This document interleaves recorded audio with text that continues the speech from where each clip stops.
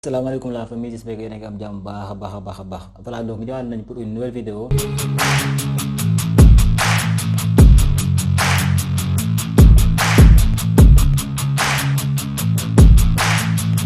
Voilà, donc tey on va parler de comment bien analyser des projets sur la DeFi. Mais cette partie là, comme ni ko defee bi tamit c'est par thème. Ma leen di fàttali aussi bu nekkee da ngeen di doog a dal ci vidéo bi, n'oubliez pas ngeen abonné, activer notification yi aussi. Bu nekkee lépp lu jëm ci wàllum crypto-monnaie ak entrepreneuriat ak aussi investissement yitteel na la, abonneel, activer notification yi ndax fii duñ ci waxtaane lenn loo xamante ni jëmu ci loolu.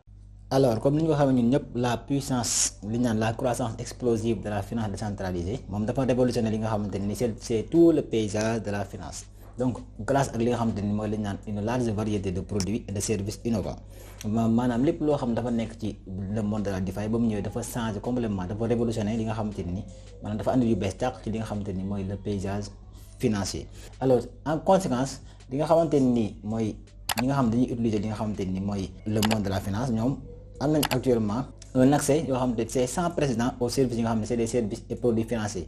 donc sans avoir besoin d'intermédiaires comme les banques ou les institutions financières classiques. Donc DeFi boobu ñëwee dafa dindi lépp loo xam dafa nekk wàllum intermédiaire comme ni ñu ko xamee ci wàllum crypto-monnaie, lépp la dindi. DeFi dafa dindi lépp loo xam dafa nekk wàllu intermédiaire, dafa leen rendre indépendant par rapport ak lépp loo xamante ni moo nekk ci wàllum crypto-monnaie. Donc expliqué woon naa ko ci vidéo yi jàll bu ma expliqué lan mooy la DeFi, donc ma leen ñaan ngeen dem seetaan ko pour mu gën a mën a comprendre li may développé nii lan la. Voilà, donc la DeFi li ma ko waxee léegi rek moom dafa démocratiser li nga xamante mooy la finance, mu permettre ñu bari ñoo xamante ni quiconque dispose d'une connexion internet moom li muy laaj lu bari mooy juste une connexion internet pour nga mën a def say envoi te du am kenn koo xam ne moo lay, par exemple boo leen sa xaalis si yenn structure banque yi dañ lay dagg ay yenn dagg yeeg yenn frais de gestion de compte yeeg yooyu, mais là c'est tout à fait responsable ci say finance. Amul kenn koo xam ne mën na la defal lii wala defal lii. Voilà, donc mën na la permettre ngay profiter si nga xamante ne mooy les prêts et les emprunts. Lépp loo xam ne banque traditionnelle lañ ko doon def mooy prêt ak emprunt wala nga leb xaalis, fii tamit da koy permettre en toute transparence muy li nga xam ne mooy la DeFi, mais de façon autonome. Alors les activités, donc li nga xam ne mooy les activités de trading aussi c'est possible sur la DeFi tout en obtenant des intérêts sur certains de ces actifs numériques. Voilà, terewul tamit da ngay am ay intérêts si yenn actifs numériques yi yenn crypto-monnaie. C'est vraiment une large de produits yoo xam ne c'est vraiment très important ci képp koo xam ne dangaa yëngu ci wàllum crypto-monnaie. Voilà, donc cependant au vu du nombre de projets se trouvant sur li nga xamante ni mooy le marché, il est crucial, vraiment il est crucial et très crucial de comprendre comment analyser efficacement ceci. Donc tey li nga xamante ni mooy nekk suñu vidéo mooy expliquer leen nan ngay def ba mën a analyser des projets yoo xam ne dañoo nekk ci la DeFi. Comme que dinaa leen léegi la DeFi c'est de façon autonome, yow yaay gérer say propre affaire, yaay gérer lépp li nga xam dafa jëm ci wàllu crypto-monnaie, yaay dugal sa xaalis di génne. Kon il va falloir balaa ngaa xam li ngay def nga xam bu baax nooy analyser projet yi balaa ngay sànni sa xaalis ci àll yi, parce que boo sànnee sa xaalis fii amul kenn koo xam ne mën nga koo jiiñ ne kii moo tax ma yàq sama xaalis wala kii, yow yaay tu es tout à fait responsable ci say mbir, kon donc war ngaa gaaw mën a analyser. Donc voilà, donc cela signifie que les investisseurs doivent effectuer une diligence raisonnable approfondie sur un projet avant d'acquérir ces tokens. Donc li ma leen wax léegi mooy fii vous êtes très responsable ci li nga xamante ni mooy seeni crypto-monnaie, yéen responsable seen xaalis. Donc bis boo leen defee erreur bu leen ko jiiñ kenn, jiiñee ko seen bopp. Te loolu mooy tax balaa ngay dugal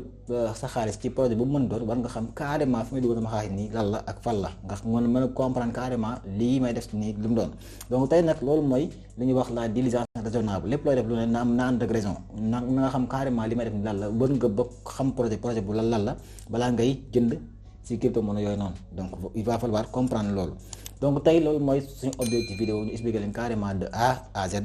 nan ngay def ba comprendre loolu noonu.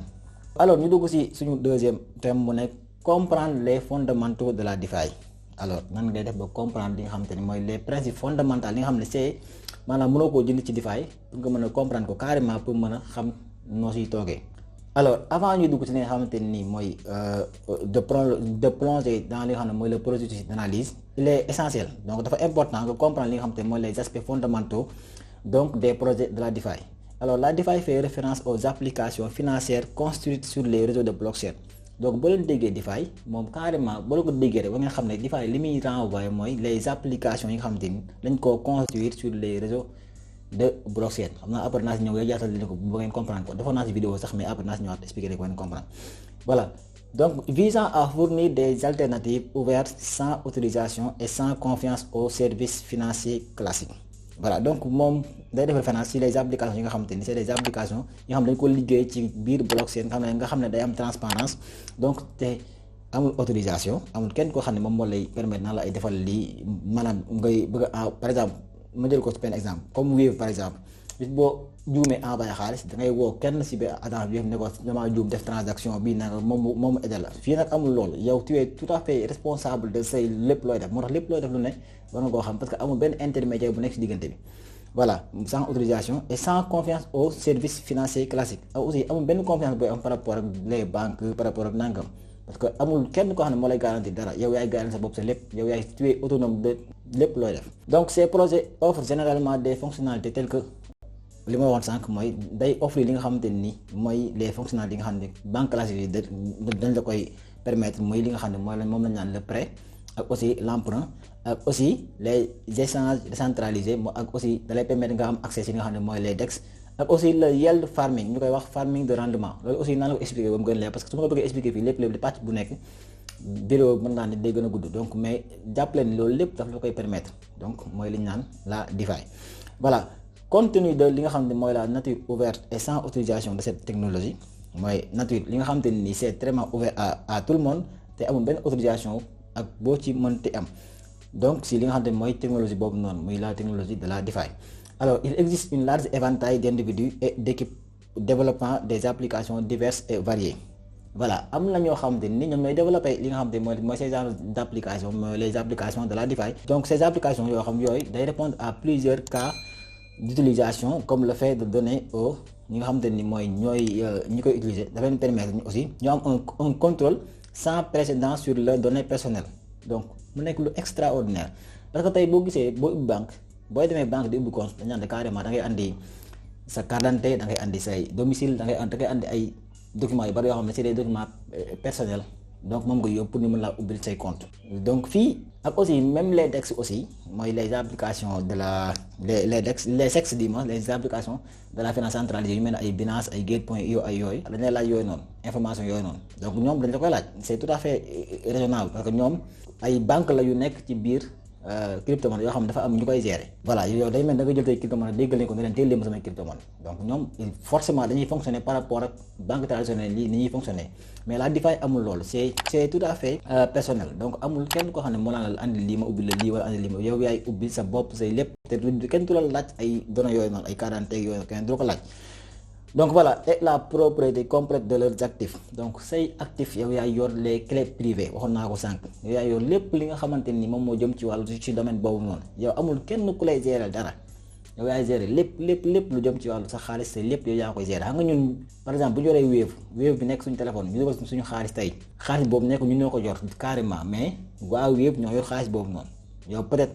li ngay gis da ngay gis foofu ñu def ay 5000 ay 20000 nga gis sa compte te boo ko envoyé mu dem boo ko retiré mu ñëw mais yoroo ko parce que Wave bu xoolee bloqué compte bi doo ko mën a génnee donc kon yow yoroo ko da ngaa dénk waa Wave sa xaalis pour ñu teel ko voilà bii nag c'est pas ça fii boo bëggee jot a xaalis dénkoo ko kenn yow yaa yor sa propre xaalis donc amul kenn koo xam ne moo lay mën a baal par rapport ak loolu donc les débutants yi nga xam te ñoo dugg ci univers de la DeFi ñoom ils doivent traiter ces projets avec une grande prudence et un esprit critique affûté